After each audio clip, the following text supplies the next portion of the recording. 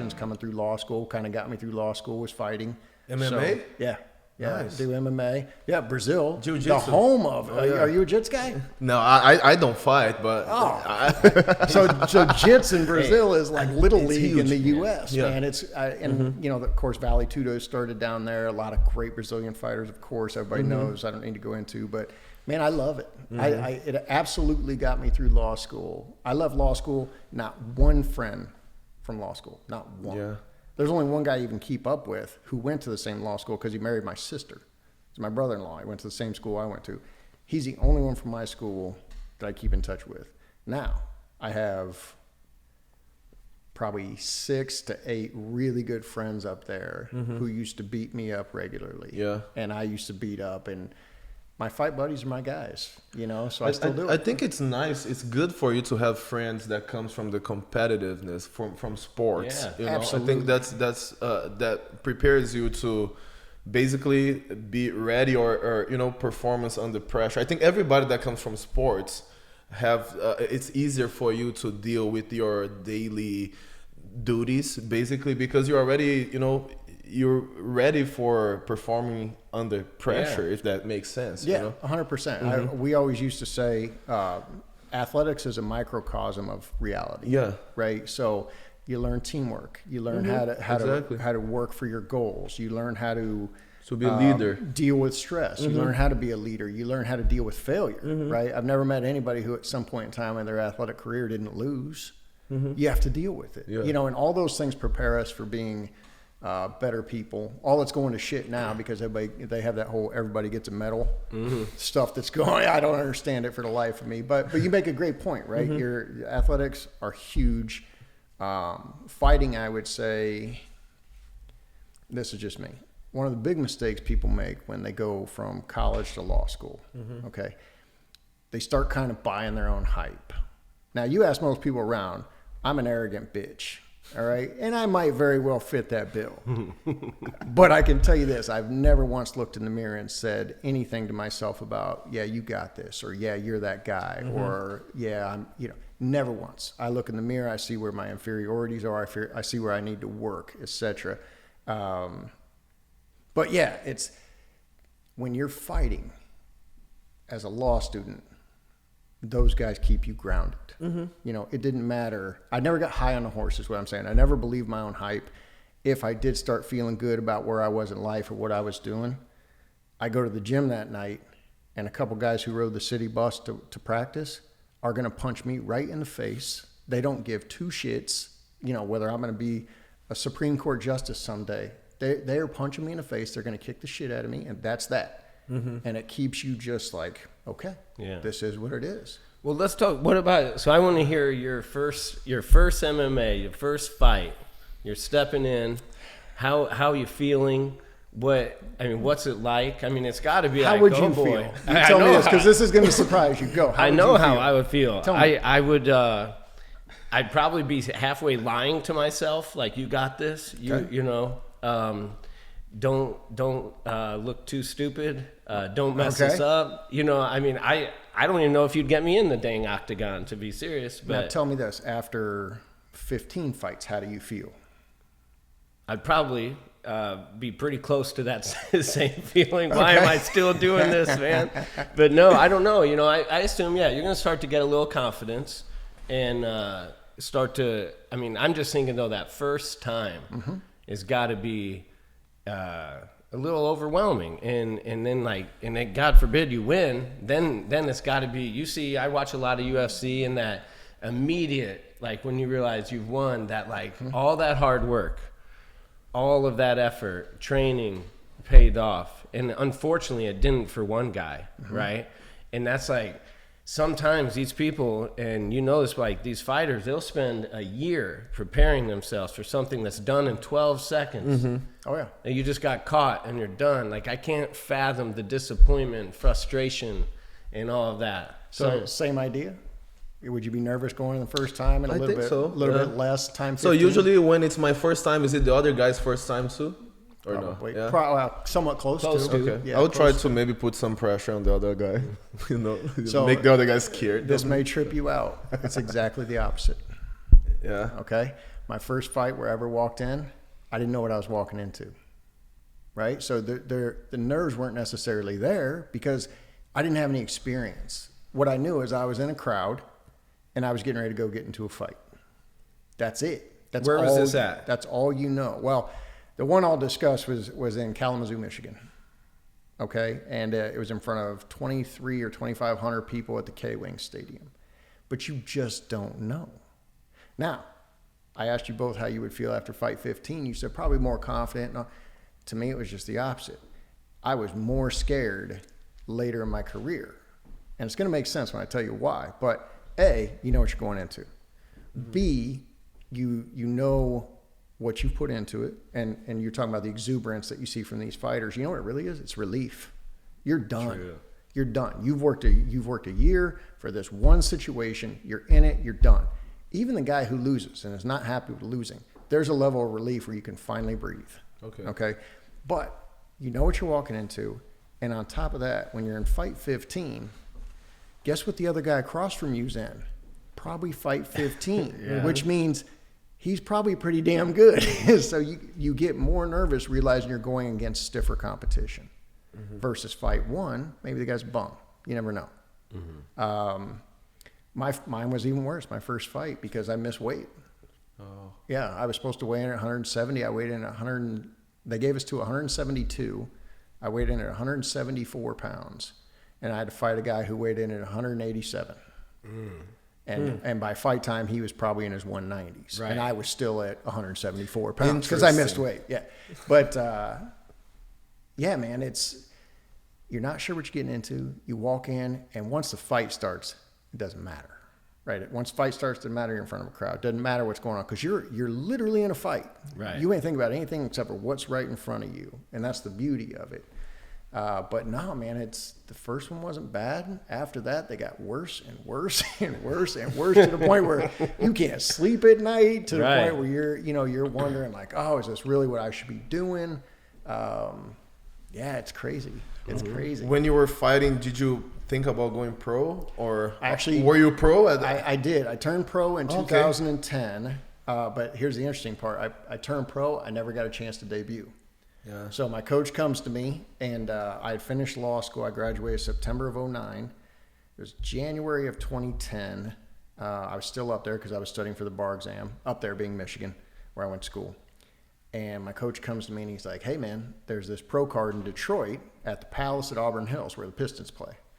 I think they still call it the Palace. But you want to get in. There's a guy, he's a jits guy. Might be a good matchup for you. I said, yeah. What do I got to do? So I went, I did all the tests, did all the stuff, got my pro card, went, met the guy at weigh-ins, night before the fight.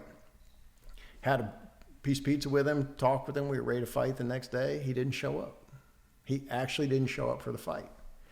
So they had a couple standby fighters. One of them was a guy from the same city where my camp was in Lansing. He said, give me anybody you got from 155 to 170. I don't care who it is. And so me having a guy back out, the promoter told him, we got one for you.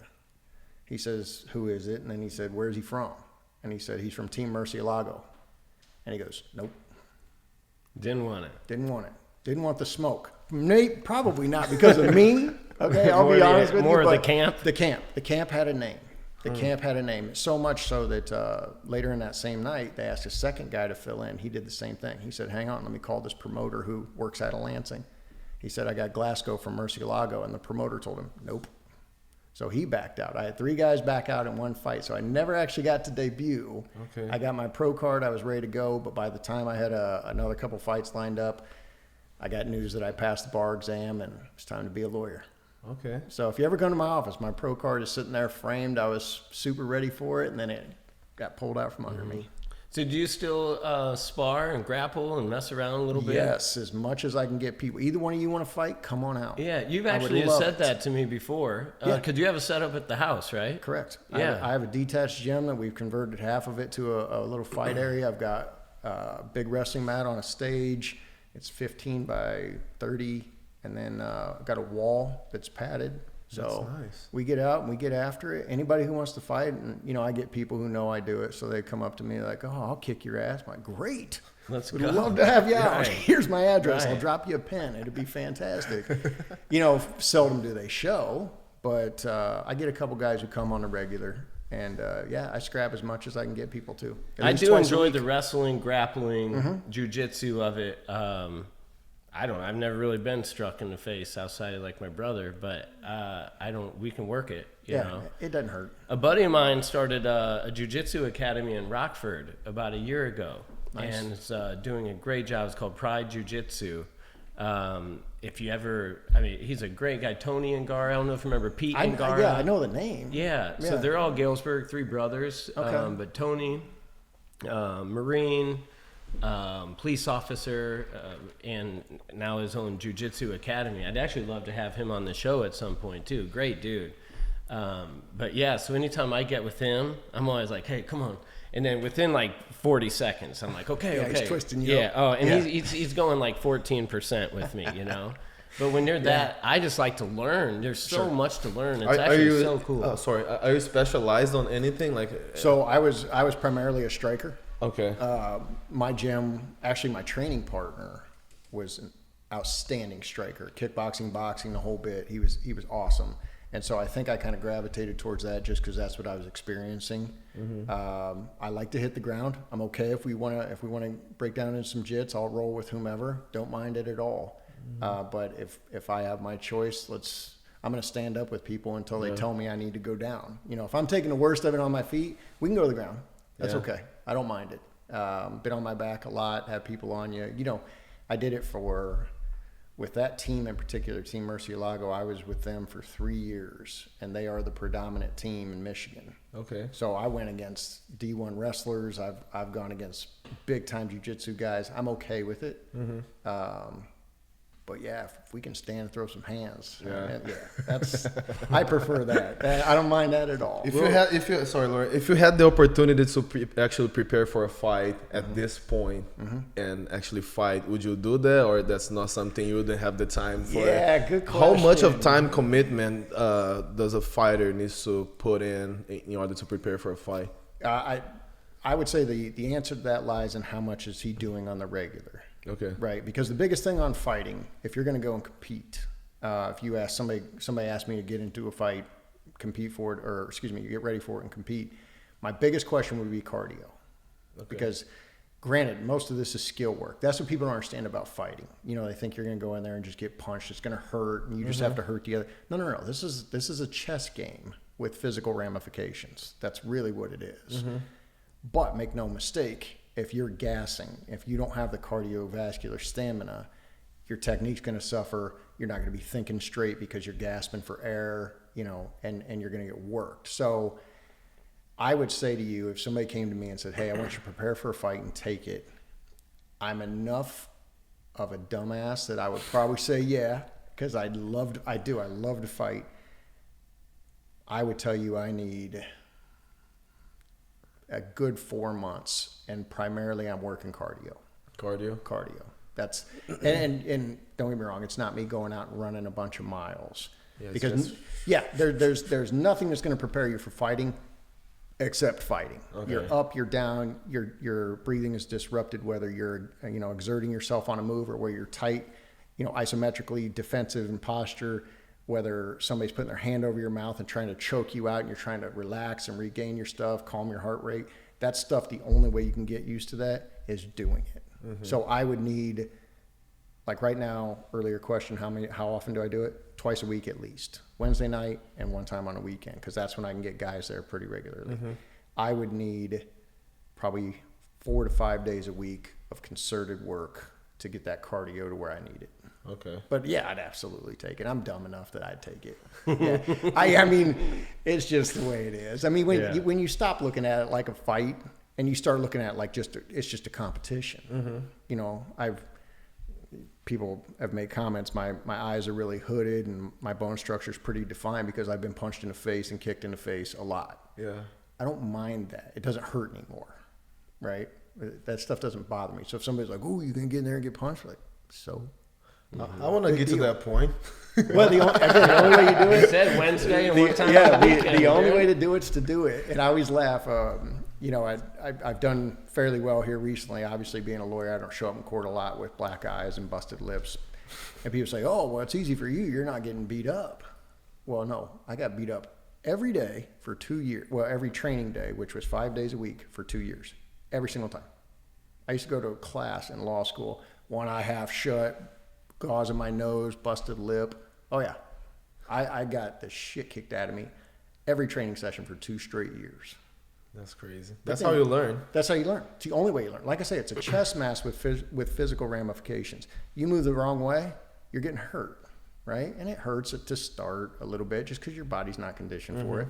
Then you start getting used to it. Now it doesn't hurt. Now you're realizing, okay, this was the move. I gave in. I shouldn't have done that. But you're not worried about the pain aspect. Okay. You know, and that's what's funny to me when you talk about guys who are conditioned fighters. They go out and somebody always wants to challenge you. You know, oh, I'll beat your ass, and you're like, all right. And Go ahead. yeah, I've had my ass whipped a lot. Let's get to it. Like, I try not to do it now as a lawyer. I'm just like, nah, man. I'll tell you what. I just tap. You won, man. I lost. I mean, just When was your last fight? Who? Let's see. My last actual competition was close in time to when that guy backed out of my pro debut. Okay. Because like 08, 09? early 2010.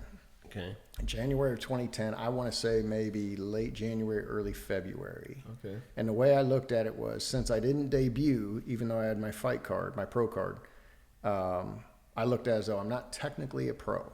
I am, but I'm not, right? And so I took a fight after that. Funny story, actually, I actually got set up on that fight. So they put a ringer in on me. Now I happened to win, which was cool, but it was a different thing. But that was probably February of 2010 was the last time I competed. It was some dirty shit too. Yeah. It was bad. You know, I just had 3. I'm just going to tell you the story. I don't know if we have time, but Yeah, there we you got go. it. I had those 3 guys back out when I was supposed to debut, right? So I take this fight in February. And you show up and they have weigh-ins, they have fighter meetings where everybody gets together and everybody's kind of starting to look around, who am I going to fight, because it wasn't one of these situations where you knew a lot in advance. Well, I happen to know my opponent because we were going to be later in a car. We were kind of a featured bout. So I see him there and, okay, you know, giving him what's up. And we start getting ready, and I was after the second intermission. I think I was the 3rd fight. There were 5 after the second intermission. And the promoter walks in the locker room where I'm warming up. And he says, "Where's Glasgow at?" Kind of leaned around the corner. I'm like, "Right over here, Matt." Comes around the corner. He's like, "Hey, man, bad news. Your opponent had to leave." And this is I was just coming off of the situation where I had those 3 guys back out in Detroit. And so I look at my coach, and I was like, What's up? Again, right? And the promoter goes, "Well, no, don't worry about it. I got a replacement already." And I immediately knew something was up. I'm like, wait a second. I've had situations you couldn't find anybody to jump in. You already got one? So I kind of look at my coach, and he kind of side-eyes me, and we both know that the move is on, right? And I'm like, all right, let me talk to my coach real quick. And I said, "By the way, who is it?" He tells me the guy's name, and I don't know. One of my teammates did know him. He's like, "I know who that is." So I said, "Okay, Matt, give us a minute." So he steps out, and I talk to my coach. I said, "Coach, you know this is set up." And he says, "Yeah." And he goes, "But you know what? You ready to fight? You ready?" I mean, I was ready to go. I just come off of January where I was planning on that. And my teammate, Daquan, he fights in the UFC now, Daquan Townsend. Daquan comes up, and he's like, "Man, he's sitting right outside. You want me to point him out?" I'm like, yeah, I want to see who he is. So I kind of poke my head out the door. He's like, "Right there." I said, "Man, that guy's been here since fighter meetings at like 4. Like, this is 9:45 at night. This guy's been here since 4. He got his hands wrapped. Like, he knew he was fighting from the jump." So Coach Joaquin was like, he's like, "Hey, man, you're ready. You might as well go do it." I'm like, all right. Told Matt. I said, "We'll accept it." Walk upstairs, getting ready to call us out. They call my name. I start going down, a little alley between the fans to get to the cage. And who's one of the first people I see as I'm walking down the alley? My opponent that had to leave, just standing there. Oh, boy. He knew too. He was never fighting. And I just was like, shit. But I mean, you're walking to the cage at that point. There ain't Let's no go. stopping. Yeah. Right. And then, of course, like I said, once you shut the door and that fight's on, this is your focus. You know, don't worry about the rest of that. Did you win? I did. I beat that guy's ass for 3 straight rounds. Oh, went to a decision. Yeah, Good. I did. Got it. Yeah, but it was good. It was Yeah. good. That was my last one, man. That was February, and then really had some trouble lining some people up. Of course, I was down in Illinois by that time, practicing law, so I was having to travel back and try to make weigh-ins, and it got to be the point where it was like diminishing returns. Okay. You know, it wasn't worth it. So then I just started getting with people down here, fighting for fun and helping them and getting as much as I could get from it. Thank you for watching this episode of the Talk About It podcast. I'm Victor Dantas. I'm Lauren Fulmer. And we would encourage you guys to subscribe to the channel. And don't forget to hit the bell. It's going to be right below the video. So you Hit guys, the bell. so you know when the next episode is up. All We right? appreciate all the support. Thank you.